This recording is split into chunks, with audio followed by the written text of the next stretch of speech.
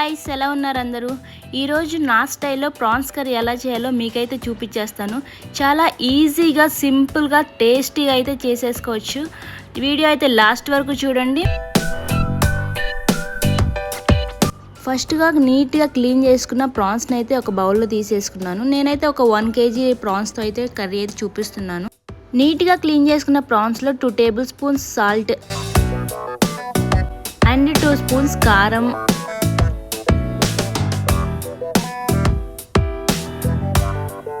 And 1 table spoon పసుపు and వీటన్నిటిని marinate చేసుకుని ఒక 15 మినిట్స్ అయితే పక్కన పెట్టాలి.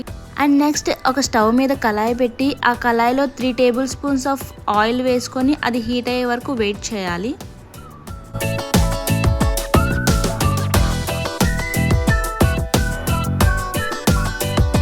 అండ్ ఆయిల్ హీట్ అయ్యాక ఒక టేబుల్ స్పూన్ జీలకర్ర వేసుకొని అది చిట్పటలాడే వరకు ఉండాలి. జీలకర్ర నీట్గా వేగిపోయాక అందులోకి నేను ఒక కప్పు ఆనియన్స్ అయితే సన్నగా చాప్ చేసుకుని అయితే తీసుకున్నాను. వీటిని మనం మధ్య మధ్యలో కలుపుతూ మిక్స్ చేసుకుంటూ గోల్డెన్ కలర్ వచ్చే వరకు అయితే వెయిట్ చేయాలి.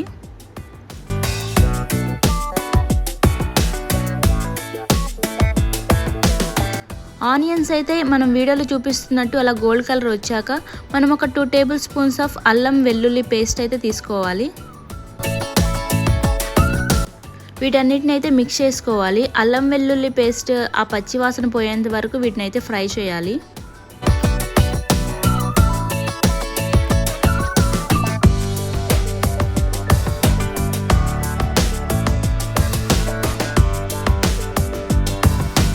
అండ్ నెక్స్ట్ ఒక మంచి పండు టొమాటోను అయితే తీసుకొని మిక్స్ అయితే పట్టేసుకోవాలి.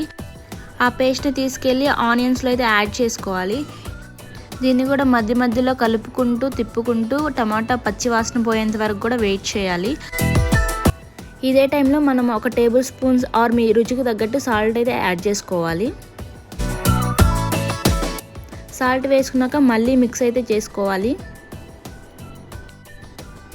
పచ్చివాసన పోయాక ఆయిల్ అయితే ఇలా పైకైతే తేలుతూ ఉంటుంది. పచ్చివాసన పోయాక నూనె అయితే ఇలా పైకి తేలుతూ ఉంటుంది. అండ్ నెక్స్ట్ ఇందులోకి మనమైతే ముందుగా మ్యారినేట్ చేసుకున్న ప్రాన్స్ని అయితే వేసేసుకుందాం.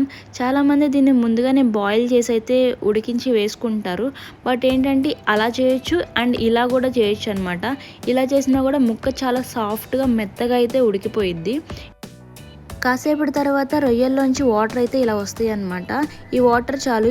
ఈ వాటర్లోనే ఇవన్నీ చక్కగా నీట్గా అయితే మెత్తగా ఉడికిపోతూ ఉంటాయి. కాసేపు మూత పెట్టి అయితే పక్కన ఉంచుకుందాం. కాసేపు తర్వాత వాటర్ అయితే పీల్ చేసుకొని ముక్క అయితే మెత్తగా ఉడికిపోయిందనమాట. అదే టైంలో 2 పచ్చిమిర్చి అండ్ కరివేపాకు అయితే యాడ్ చేస్తాను. ఆ పచ్చిమిర్చి పచ్చి వాసన అయితే చాలా బాగుంటుంది. ముందు వేయడం కన్నా మధ్యలో వేయడం చాలా టేస్టీగా అనిపిస్తుంది. అదే టైంలో నాకు సాల్ట్ సరిపోలేదు అనిపించింది. సో ఇంకా ఎక్స్ట్రా సాల్ట్ అయితే యాడ్ చేసుకున్నాను. మీరు కూడా యాడ్ చేసుకోవచ్చు. కారం సరిపోతే కారం కూడా యాడ్ చేసుకోవచ్చు.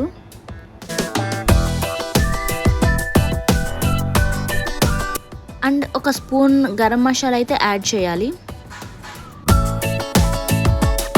ఈ గరం మసాలా కూడా హోమ్ మేడ్ అండి. అంటే నేనే ఇంట్లో ప్రిపేర్ చేశాను అనమాట. ఈ మసాలాలు పచ్చివాసన పోయేంత వరకు వేయించుకుంటూ అయితే ఉండాలి.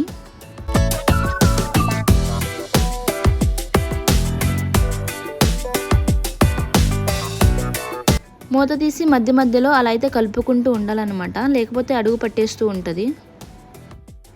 మా ఇంట్లో వాళ్ళకైతే గ్రేవీ కావాలన్నమాట. సో నేనైతే ఒక చిన్న గ్లాస్ ఆఫ్ వాటర్ అయితే యాడ్ చేశాను. చాలా స్మాల్ అనమాట, టీ గ్లాస్ అంతా. అండ్ ఫైనల్గా కర్రీ అంతా అయిపోయే ముందు ఒక 2 మినిట్స్ ముందు నేనైతే పుదీనా కొత్తిమీర అయితే యాడ్ చేశాను.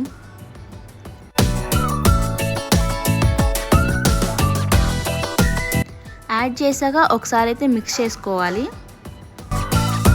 ఈ కర్రీలో యూజ్ చేసిన కొత్తిమీర, పుదీనా, టొమాటో, పచ్చిమిర్చి, కరివేపాకు అన్నీ ఆర్గానికే అండి.